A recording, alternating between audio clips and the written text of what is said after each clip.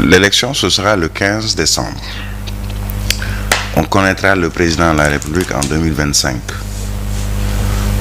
Puisque quand on tient l'élection le 15 décembre, il va falloir qu'on fasse le compte, le décompte des voix, et ensuite qu'on nous dise, qu'on proclame officiellement élu président le prochain. Ce sera en janvier. Et à partir de ce moment, quand est-ce qu'il y aura cette passation de pouvoir entre l'actuel président, qui devait terminer son mandat le 2 avril, et le prochain président? Ce sera en janvier, au mois de février, mars ou avril, puisqu'on a toujours connu des passations de service, passations de pouvoir entre les régimes au mois d'avril, le 2 ou le 3 avril, où devant la Constitution, le Conseil constitutionnel, le nouveau président jure, prête serment pour prendre ensuite fonction, et le 4 avril organiser soit un défilé militaire ou une prise d'armes pour marquer sa première activité, disons, officielle. Quand est-ce qu'on aura le prochain président de la République du Sénégal? Moi, c'est la question que je me suis posée après avoir vu le 15 décembre sur un amendement de Demba Diop Sy que les députés de l'Assemblée nationale ont décidé de proroger le mandat du président finalement, puisqu'il ne s'agit pas seulement de dire on organise la présidentielle le 15 décembre, mais c'est aussi une manière de dire écoutez, on donne encore carte blanche au président de la République, Macky Sall, de rester à la tête de ce pays jusqu'au 15 et même au-delà, jusqu'en 2025. Macky Sall est encore et sera encore président jusqu'en 2025, pas le 15 décembre 2024, mais jusqu'en 2025, puisqu'on ne connaîtra pas avant 2025 le nouveau président de la République. C'est ce que je peux dire par rapport à cette date du 15, le pourquoi, comment, et surtout ce qui s'est passé hier à l'Assemblée nationale. Hier, j'ai eu plusieurs sentiments dans ma tête. De la honte, j'étais furieux à un moment, désabusé, j'ai eu mal pour mon pays, pour plusieurs raisons. Honte pour un peuple, le peuple sénégalais, qui a toujours été vu comme celui d'un pays où, sur le plan démocratique, on a tellement lutté pour acquérir et avoir un nom, se donner un nom, et surtout un peuple sénégalais et une nation sénégalaise, qu'on nous enviait même notre démocratie. On nous enviait de manière positive comme négative même notre démocratie. Certains pays qui ont subi des coups d'État constitutionnels ou militaires se disaient mais écoutez, mais pourquoi pas le Sénégal? On est arrivé à un moment où on a connu un coup d'État, disons, institutionnel ou constitutionnel, puisque on a évoqué la Constitution pour nous dire écoutez, on va reporter les élections, donc on va rester encore président jusqu'à la prochaine présidentielle à la fin de l'année 2024. Et on... Oui, j'en viens. Je parle de coup d'État, puisque on nous parle de coup d'État militaire dans d'autres pays, et on nous enviait, nous, Sénégal, votre nouveau président en 2025. Ce ne sera pas en 2024, mais en 2025. Mal pour mon drapeau national qui est à la une de plusieurs télévisions étrangères. Pas francophones seulement, anglophones, des télévisions italiennes, des télévisions disons, juives, comme Israël, entre autres, où on nous parle du Sénégal, où on nous montre le Sénégal. On nous montrait chaque fois le Sénégal, par exemple, en Coupe du Monde, en disant, mais écoutez, voilà une équipe sénégalaise, mais c'est où le Sénégal? Qui est le Sénégal? Qui sont les Sénégalais? Et des étrangers qui ouvraient Wikipédia ou Google pour voir quel est ce pays qui fait autant d'efforts sur le plan footballistique, sur le plan sportif, sur le plan politique, qui vaut aujourd'hui vraiment d'être porté au pinacle en disant que voilà un pays, au moins un pays, un îlot de démocratie en Afrique où il fait bon vivre. La peine, j'en ai aussi. Et cette peine, c'est pour les générations futures. Puisque on a ouvert la boîte à Pandore, on a montré le ton, c'est-à-dire que le prochain président pourra également dire, écoutez, il y a une crise institutionnelle, ou même créer une crise institutionnelle et demander, sous le prétexte de cette pseudo-crise institutionnelle, un report de la présidentielle pour, soi-disant, régler et stopper cette fracture pour n'avoir pas ou ne pas avoir une facture trop salée à payer.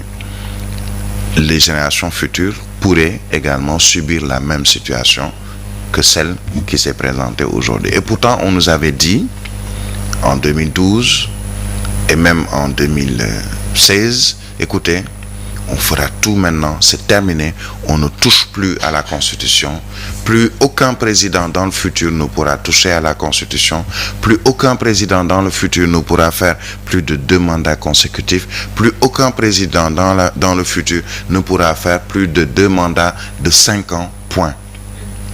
Et pourtant, c'est ce qu'on nous a dit, c'est ce qu'on nous a vendu.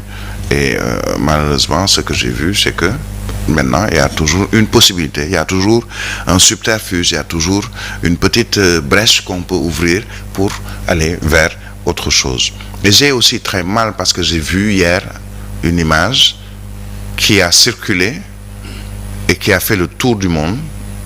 Et ce matin encore, on l'a vu, où ce sont des gendarmes, pas des gendarmes, n'importe quel gendarme, mais le groupement d'intervention de la gendarmerie nationale, le GIGN, un escadron qui est entré dans l'hémicycle sous prétexte que c'est le président de l'Assemblée nationale qui a la police de l'audience et qui est là, selon le règlement intérieur de l'Assemblée nationale, toute la latitude de faire appel aux forces de l'ordre pour faire évacuer une salle ou pour faire respecter sa présidence ou respecter une réunion des députés de l'Assemblée nationale.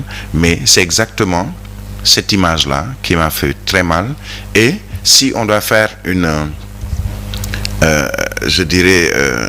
si on doit apposer cette image sur le peuple sénégalais, c'est exactement la même chose. On voit des députés, représentants du peuple, qui sont sortis, militaires, par des gendarmes. Et l'élite de la gendarmerie, le GIGN, le groupement d'intervention de la gendarmerie nationale, sortis de l'hémicycle pour permettre à d'autres députés comme eux de poursuivre leurs travaux dans une démocratie. On a vu dans d'autres pays des bagarres au sein de l'Assemblée nationale ou de la Sénat ou autres dans d'autres pays, mais rare de voir ces images-là de ces gendarmes. Et c'est devenu aujourd'hui malheureusement récurrent puisque ce n'est pas la première fois. On l'a vu il n'y a pas très longtemps. Je pense que c'était lors de l'installation de l'Assemblée, je ne sais plus encore. Oui. Et on l'a revu aujourd'hui avec des gendarmes encagoulés, avec leur casque et tout l'accoutrement et l'attirail de forces spéciales entrer dans l'hémicycle pour dire aux députés, ceux de l'opposition ou qui ne sont pas d'accord, sortez. C'est exactement ce qu'on a dit aux Sénégalais. Ceux qui ne sont pas d'accord, restez chez vous. Vous sortez, ce sont des grenades lacrymogènes. Vous voulez vous rendre à l'hémicycle pour manifester votre colère ou dire que vous n'êtes pas d'accord, vous êtes arrêtés. C'est exactement le Sénégal en miniature qu'on a vu hier à l'Assemblée nationale. Et j'ai mal tout simplement parce que j'ai vu des gens qui étaient là en 2012, en 2011, qui ne sont plus là, ou en tout cas qui sont plus présents. J'ai vu un post de Youssou N'Dour disant non, je ne suis pas d'accord, j'ai honte, etc. Il avait une autre attitude en 2011-2012. J'ai vu même des gens de Benno Bokk Yakaar, Zahra Iyane Thiam, dire mais tout ça pour ça. On a mis des nuages, de gros nuages sur le Sénégal. Juste pourquoi? Pour ça. C'est le citoyen qui parle et qui a mal et qui se dit, mais écoutez, il y a eu une fracture, il y a eu une fracture, mais dont la facture sera salée ou pourrait être salée. Qu'est-ce qu'il faut maintenant pour qu'on puisse sortir de cette situation et surtout qu'on puisse sortir plus ou moins grandi de cette situation, puisque on s'est rabaissé devant le monde, que l'ONU, ou plutôt les nations, les États-Unis, l'Union européenne, la CEDEAO, l'Union africaine, que tous ces pays parlent du Sénégal en disant attention, il y a quelque chose qui se passe dans votre pays, faites le nécessaire pour que tout revienne à la normale. C'est parce que rien n'est normal, et ça fait extrêmement mal pour un Sénégalais de voir ce qui s'est passé ou de subir ce qui s'est passé hier. Mal parce que aujourd'hui je peux même pas ouvrir mon smartphone ou me connecter avec un ami qui est peut-être aux USA ou qui est dans un autre pays, tout simplement parce qu'on est comme en Corée du Sud.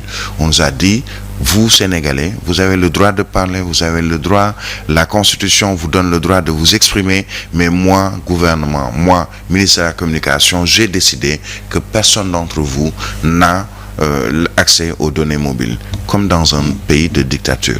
Et ce n'est pas le Sénégal. C'est-à-dire, on aurait pris prétexte, on l'a dit, mais on a tellement laissé passer les choses que finalement, quand des choses arrivent, on se dit, mais écoutez, c'est tout à fait normal, Graoul. Le fameux Graoul, il y a le Barne, c'est ce qu'on a vu entre hier et aujourd'hui. Personne dans les rues, les gens qui sont allés vaquer à leurs occupations en se disant, mais écoutez, qu'est-ce qu'on peut faire? Est-ce qu'on peut changer les choses? C'est l'impression que j'ai. Il y a eu une résignation des Sénégalais. Je ne demande pas, je ne pousse pas à un appel à l'insurrection ou allez-y, sortez, non, mais je ne fais que constater. Il y a eu une résignation. Est-ce que c'est parce que les Sénégalais n'en veulent plus des hommes politiques et qui se disent, mais on ne va pas aller se battre pour les hommes politiques, puisque tu discutes avec quelqu'un, ce qu'on te dit, c'est, mais ils sont tous pareils. Ce mot ou cette phrase-là revient dans la tête de beaucoup de Sénégalais et dans beaucoup de discussions. Allez un peu dans certains endroits, ou allez discuter avec les taximans, prenez les transports en commun, allez dans les lieux de rencontre autour du thé. Toutes les discussions, c'est non, qui barne, qui baroule, mais in fine, on vous dira, ils sont tous pareils. C'est peut-être ils sont tous pareils, pour parler des hommes politiques, de quelque bord qu'ils puissent se trouver, qui est à l'origine de cette résignation peut-être des Sénégalais, et on est là résigné face à l'histoire, puisque l'histoire retiendra in fine que peut-être dans 20 ans, dans 50 ans, dans 100 ans, on parlera de ce moment de la démocratie sénégalaise où la démocratie a flanché, de ce moment où on a permis à un régime de pouvoir poursuivre, de ce moment où on nous a parlé de crise institutionnelle et qui a fait qu'on a modifié des choses pour permettre à des gens de rester au pouvoir encore pour quelque temps, et ensuite d'autres faits. C'est autant de sentiments qui s'entremêlent et s'entrechoquent dans ma tête depuis hier, et c'est assez dommage en tout cas.